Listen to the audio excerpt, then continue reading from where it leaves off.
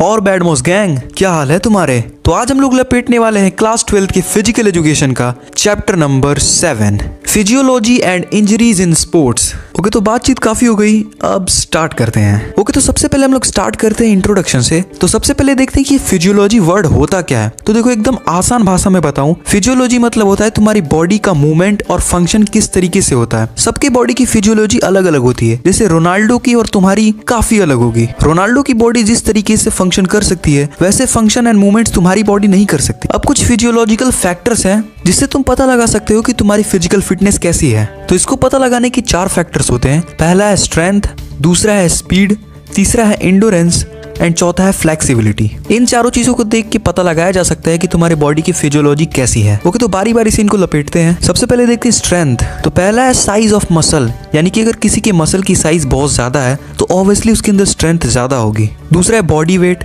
And body weight से काफी ज्यादा फर्क पड़ता है भाई। अगर किसी की बॉडी वेट तुमसे ज्यादा है तो तुम कितने मूव्स क्यों ना जानते हो, वो बंदा तुम्हें एक बार में पटक देगा। अब यहाँ पे कोई टोक्यो रिवेंजर के माइकी का एग्जांपल मत देना, अरे वो माइकी भाई है यार। तो थर्ड है मसल कॉम्पोजिशन।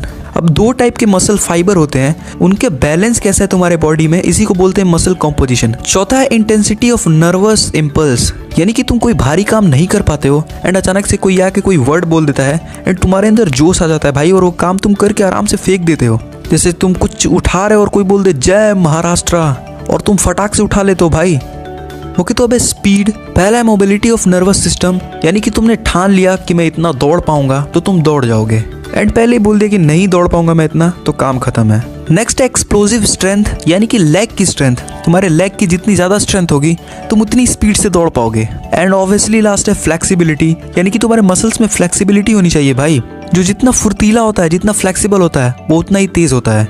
अब है एंडोरेंस। अब देखो, एंडोरेंस का मतलब मैं तुम्हें समझाता हूँ। किसी भी चीज को तुम कितनी देर तक कर सकते हो, ये तुम्हारा एंडोरेंस डिफाइन करता है। तो इसमें पहला है एरोबिक कैपेसिटी, यानी कि तुम्हारे सांस लेने की और छोड़ने की जो क्षमता है वो अच्छी खासी होनी चाहिए, क्योंकि ज्यादातर केसेस में लोग जब हांफने लगते हैं तो उनका एंडोरेंस खत्म हो जाता है जगह पे। तो इसके लिए तुम्हारा जो ऑक्सीजन सप्लाई है उसका मैक्सिमम वॉल्यूम थोड़ा ज्यादा होना चाहिए।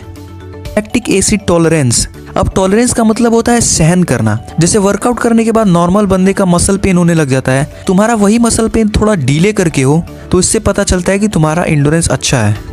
उसके बाद है मूवमेंट इकोनॉमी, यानी कि तुम अगर एक मोमेंटम बना के चलते हो, जैसे कि तुम ज्यादा तेज नहीं दौड़ते हो, ज्यादा स्लो नहीं दौड़ते हो, तो इससे तो तुम्हारी एनर्जी है वो कम यूज होगी एंड तुम ज्यादा देर तक उस काम को कर पाओगे। ओके, तो लास्ट है फ्लेक्सिबिलिटी। तो पहला है मसल स्ट्रेंथ। फ्लेक्सिबिलिटी के लिए तुम्हारे मसल का स्ट्रेंथ होना बहुत जरूरी है। अगर तुम्हारी मसल ही कमजोर है तो भाई फट जाएगी मसल, फ्लेक्सिबल कहाँ से होगी। दूसरा है एज एंड जेंडर। तो देखो, बेसिकली हमारी जब एज बढ़ने लगती है तो बॉडी की फ्लेक्सिबिलिटी कम होने लग जाती है। एंड दूसरी चीज है कि लड़कियां ज्यादा फ्लेक्सिबल होती हैं। एंड लास्ट है प्रीवियस इंजरीज, यानी कि कभी तुम्हें कोई चोट लगी हो तुम्हारे हाथ पे, तुम्हारे पैर पे, एंड उस वजह से वो वाला पार्ट तुम्हारा अभी तक इंजर्ड है, तो इससे भी तुम्हारी फ्लेक्सिबिलिटी कम हो सकती है। ओके, तो नेक्स्ट टॉपिक है the benefits of exercise on cardio respiratory system. ये हमने पिछली क्लास में भी पढ़ा था। कार्डियो रेस्पिरेटरी सिस्टम का मतलब होता है लंग्स और हार्ट से रिलेटेड, यानी कि हम लोग एक्सरसाइज करते हैं तो इससे हमारे लंग्स और हार्ट को क्या क्या बेनिफिट्स होते हैं। तो पहला है increase the size of heart, यानी कि इससे हमारा जो हार्ट है उसका साइज इंक्रीज होता है। दूसरा होता है इंक्रीज ब्लड फ्लो, ये तो नॉर्मल सी चीज है, तुम्हें पता ही होगा। इंक्रीज इन एंडोरेंस, यानी कि जो हमारी सहन करने की क्षमता है किसी काम को बहुत देर तक करने की, वो भी इससे बढ़ जाती है। The benefits of exercise on muscular system, यानी कि एक्सरसाइज करने से हमारे मसल्स पे क्या इफेक्ट पड़ता है। तो सबसे पहला होता है change in the shape and size of muscles, यानी कि भाई डोले शोले बन जाते हैं। दूसरा होता है कंट्रोल एक्स्ट्रा फैट, यानी कि जो तुम्हारी बॉडी में एक्स्ट्रा फैट होता है वो मसल बन जाती हैं एंड इससे ओवरऑल बॉडी फैट भी कम होता है। ओके, तो नेक्स्ट टॉपिक है physiological changes due to ageing, यानी कि उम्र बढ़ने की वजह से हमारे अंदर क्या क्या फिजियोलॉजिकल चेंजेस आते हैं। तो पहला है मसल स्ट्रेंथ का कम होना, यानी कि भाई जब एज बढ़ने लग जाती है तो हमारी मसल्स से स्ट्रेंथ कम होने लग जाती है, कमजोरी होने लगती है। कार्डियोवैस्कुलर फंक्शन वो भी डिक्रीज होने लग जाता है, यानी कि जो हमारे बॉडी में लंग्स, हार्ट है, ये भी सही से काम नहीं कर पाते हैं, इनमें भी कुछ प्रॉब्लम्स आने लग जाती हैं। एंड बाकी तो तुम समझ रहे हो यार, बैडमोस हो। ओके, तो लास्ट टॉपिक है स्पोर्ट्स इंजरीज, यानी कि जख्म, घाव। एंड भाई बैडमॉस लोग ना हर रोज चोट खाते ही रहते हैं इधर उधर से, फिर भी खड़े होते हैं सीना तान के। भले ही एक भी चैप्टर की तैयारी ना हो, लेकिन क्लासरूम में ऐसे जाएंगे रोला बना के जैसे लगेगा कि हमने ही पेपर बनाया है। इसको बोलते हैं भाई बैड मौसी। ओके, तो स्पोर्ट्स में जो इंजरीज होती है वो काफी नॉर्मल सी बात होती है, यानी कि कोई भी तुम स्पोर्ट्स खेलोगे तो तुम्हें इंजरी हो ही जाती है। कभी अंगूठे में चोट लग गया, कभी हाथ में लग गया। तो बेसिकली इंजरीज 3 टाइप की होती हैं। पहला होता है सॉफ्ट टिश्यू इंजरीज, दूसरा होता है बोन इंजरीज यानी कि हड्डी में लगने वाली चोटें, एंड लास्ट होता है जॉइंट इंजरीज। अब इन तीनों के अंदर भी कुछ इंजरीज होती हैं जिनको देखते हैं हम लोग। सबसे पहला है कंट्यूशन, यानी कि एकदम हल्की सी चोट होती है, जैसे कहीं पे थोड़ा सा छिल गया। दूसरा है स्ट्रेन, यानी कि यहाँ पे जो तुम्हारी मसल फाइबर है थोड़ी सी घिंच जाती है, जैसे तुमने अचानक किसी का हाथ या पैर पकड़ के खींच दिया तो उतने दूर का जो मसल होता है वो कुछ ज्यादा ही स्ट्रेच हो जाता है, जिसकी वजह से वहां पे प्रॉब्लम हो जाती है। ओके, तो नेक्स्ट है स्प्रेन, यानी कि अगर दौड़ते टाइम तुम्हारा पैर अचानक से ऐसे मुड़ जाए तो भाई ये काफी खतरनाक इंजरी होती है। तो इस ट्रीटमेंट को एक शॉर्ट फॉर्म में रखा गया है जिसे प्राइस बोलते हैं। तो पी का मतलब होता है प्रोटेक्शन, आर का मतलब होता है रेस्ट, आई का मतलब होता है आइसिंग, यानी कि जहाँ पे चोट लगी है वहां पे थोड़ी आइसिंग करो जिससे आराम मिलता है। सी का मतलब होता है कंप्रेशन, यानी कि जो बैंडेज पट्टी वगैरह करते हैं उसके ऊपर।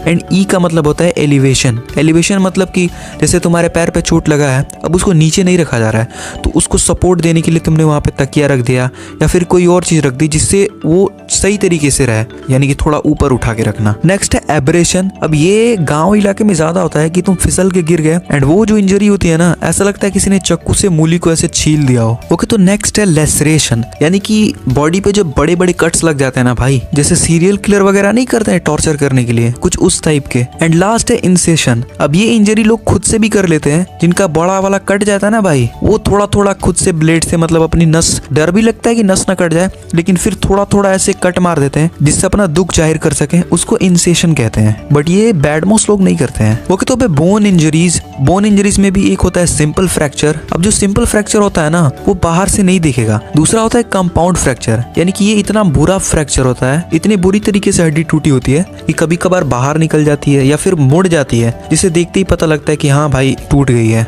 अब फ्रैक्चर के 2 और टाइप होते हैं। एक होता है ट्रांसर्व, जिसमें जो हड्डी होती है वो एकदम लाइन से टूटी होती है, कुछ इस तरीके से बीच से। एंड दूसरा होता है ऑब्लिक्यू फ्रैक्चर, इसमें जो बोन होती है वो कुछ इस तरीके से टूटी होती है। ओके, तो नेक्स्ट होता है कम्यूटिव फ्रैक्चर, एंड ये काफी खतरनाक फ्रैक्चर होता है, यानी कि यहाँ पे जो तुम्हारी हड्डी है वो 2 टुकड़ों में नहीं बल्कि कई टुकड़ों में टूट जाती है, चूर चूर हो जाती है भाई। नेक्स्ट है ग्रीन स्टिक फ्रैक्चर। अब देखो, बोन ऊपर से सॉफ्ट होता है बट उसके अंदर की जो चीजें होती है वो ज्यादा हार्ड होती है, तो ऊपरी जो परत होता है अगर वो फ्रैक्चर होता है तो उसे हम लोग बोलते हैं ग्रीन स्टिक फ्रैक्चर। अब जॉइंट इंजरीज में होता ये है कि जो हमारी बोन्स होती है वो अपनी जॉइंट से हट के जहाँ पे उन्हें होना चाहिए वो कहीं और डिसलोकेट हो जाती हैं। ओके बैड मॉस गैंग, तो वीडियो हो चुकी है खत्म। एंड अगर तुमने वीडियो यहाँ तक देखी है भाई तो एंड जरूर कमेंट कर देना। एंड हाँ, जैसा कि तुम लोग बोल रहे थे कि एक इंपॉर्टेंट क्वेश्चंस के नोट्स दे दो या फिर वीडियो बना दो, तो मैंने एक ऐसा नोट्स बनाया है जिसके अंदर 2020 से लेकर 2024 तक हर साल पूछे जाने वाले सारे टॉपिक्स हैं, यानी कि ये टॉपिक्स इन 4 साल में लगातार पूछे गए हैं, किसी भी साल मिस नहीं हुए हैं ये बोर्ड में, जिसका नाम रखा है मैंने अल्ट्रा नोट्स, जिसकी लिंक मैं डिस्क्रिप्शन में दे दूंगा। तो मैं मिलता हूँ तुमसे चैप्टर 8 में, तब तक के लिए बाय बाय।